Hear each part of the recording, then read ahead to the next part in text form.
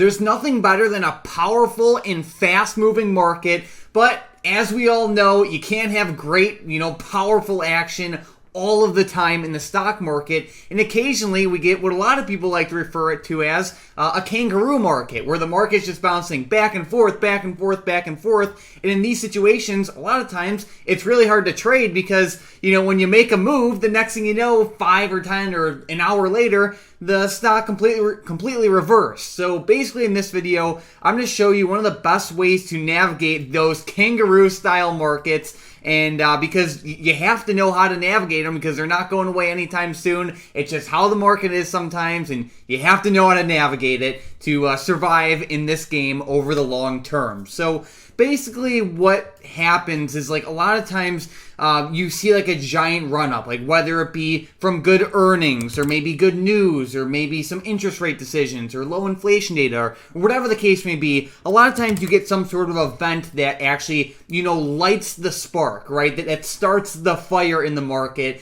and actually creates good momentum, right? And this is where we see, either big moves to the upside or horrible crashes to the downside. But the key thing to keep in mind is that in these situations, you see powerful movement and a lot of great moves, right? But every now and then we get situations where it's like you look at the stock market and it's just like there's no movement at all. And there could be a couple reasons for that. The first being, there could just be no major news at the time. But another thing is that stocks could be, once, like, for example, like, let's say we go back to the daily chart on the S&P 500. If you have stocks like Tesla that are up 100% over the past couple months, and basically doubled over the past couple months, and maybe there's not horrible news to like bring them crashing down, the stock is just gonna stagnate. Like, what do you expect it to go up to, like another 100%? It's not realistic. You know what I mean? So there's a lot of factors that can cause, this type of kangaroo style market, but the key thing is to recognize these kangaroo markets when they happen, and honestly you'll know pretty quickly because the market just does nothing and it's just super choppy.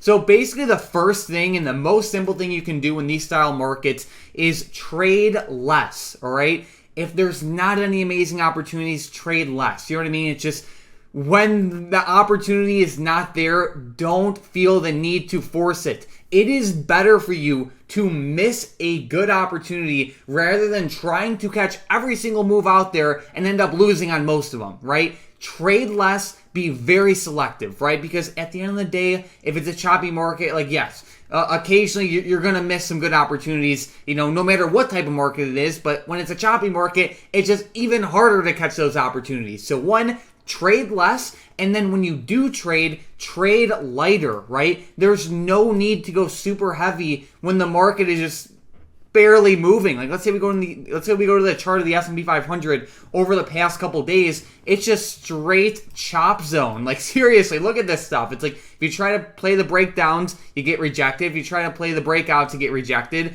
And then it's super choppy, right? So trade less and trade lighter. Those are like the two best things you could do to just survive the choppiness. But another thing you could do is change the way you trade. So for example, let's say we look at a normal market where, let's say, you see a lot of upwards price action. You're always going to have some sort of volatility, right? It's like, let's say you're in a massive uptrend, right? You're going to have the stock go up and it'll come down a little bit, but it'll keep going up and it'll be choppy. But for the most part, there's a lot of upwards volatility, right? Where in choppy markets, what you see a lot of times, you'll see like the stock just go like back and forth, back and forth, back and forth. And when you try and play the breakdown, you get rejected. And sometimes if you try and, maybe sell the breakdown, that is when, the stock just continues. So the main thing you need to know is that in normal, you could say like average volatility markets, you have opportunities to trade these breakouts, and it's a lot easier to,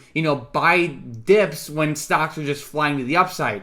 Where with chop fests or, with kangaroo markets, it's a lot harder to try and, like, let's say, like, buy the breakout and then sell the breakdown. A lot of times what you would want to do in these situations in choppy markets is actually sell into strength and then buy into weakness, right? So when things are going great, you can buy into strength like right here, right? But when things are choppy, you would actually want to sell into that strength, So definitely keep that in mind. And even if we just look at the S&P 500 over the past couple of days, that would have worked pretty well. And sometimes you will definitely get faked out. So for example, I'm just going to circle a bunch of times where it's like if you would have bought the dip, it would have worked great. But of course, no one knows the bottom, just like any market. But generally speaking, it's better to buy into weakness and sell into strength during these choppy times. But like I said, sometimes, you're just going to have the dip that keeps on dipping, right? And that's just a risk you have to take in these types of markets. And there's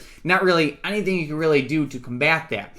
So those are a couple key things you could do to, help, I guess you could say, survive or profit off choppy markets. But another thing is to focus on the few, not the many. So, when things are going great, or if things are going really horrible too, normally everything's moving at the same time. So like, for example, and this is an extreme example, but it actually serves a really good point.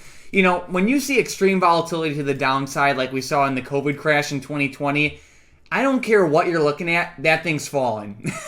So like, that's a lot of momentum. And even though everything's falling, it's like basically any stock you would have shorted during March 2020, you probably would have done pretty good on, right? And at the same time, in like the giant bull run from like the middle of 2020 up to like the middle to late of 2021, basically anything you would have bought also would have won, right? And like even if we look at like a more recent example, like the beginning of 2023, for the most part, anything you touch probably went up at least a little bit, right? What happens is you could focus on the many in those situations. But when we're in these chop zones, you cannot focus on the many. You have to focus on the few. So like, for example, like here's just a heat map. You can see it's just like there's no momentum. You have a couple stocks green, but it's like, you could see like Meta's in the green, Google's in the green a little bit, but like other tech stocks are actually falling. So it's like you have to really focus on the few stocks that are actually moving, right? Because there's a bunch of different green and red on this heat map right now, and it shows that if you focus on the money, it's not going to end up good, right? There's too much mixed momentum. But like, let's say each day you look at the stock that is moving for, some specific reason, whether it be earnings or news or any specific event, there's opportunity in that situation. So for example, if you're looking at Meta, they actually had, they were running a little bit today off of some news with TikTok, and they just had good momentum overall. There was a lot of buyers flowing into them. So it's like, if you just focus on the stocks that actually have momentum, then you could, ride that momentum and, buy into strength and, sell into weakness, like we mentioned in this example, right? In this example right here. I'll circle that. So yeah, keep that in mind. Focus on the few, not the money in times of chop. Few stocks will actually have good moves, but most of them will just be a giant chop fest. So keep that in mind. Another thing worth noting is that, a lot of people like to buy options, whether you're buying a put or buying a call, and this is where it gets a little bit advanced, but you could actually sell those puts and sell those calls, and you can become the bank. And you can actually have time decay and chop work for you. Now, this is not going to be a video onto introduction to put writing or call writing, but I encourage you to look up like Theta Gang or, selling covered calls or selling to open put options, aka put writing, aka cash secured puts. If you do those in these situations, that could be one of the best things because you're literally selling an option, you're the bank, and the thing is, you literally get paid for the chop to happen. You get paid every single day because time decay is on your side. So I definitely recommend that too. But overall, the main things to keep in mind is that choppy markets are inevitable and they're going to happen forever, right? And the key thing is being able to, survive these environments in the best way possible. And the easiest and best thing by far that you can do, trade less, trade lighter, understand that the market is different, right? You have to sell into strength, buy into weakness, and then focus on the few, not the many. Most stocks are going to be a giant chop fest. every day there'll be like 1 or 2 stocks that are actually moving with momentum, and that's where opportunity will be. So keep that in mind. I hope you guys learned something from this video. If you did, make sure to subscribe. I post brand new videos all the time, and when you subscribe, you'll see my videos recommended to you more often. Besides that, thank you guys so much for watching.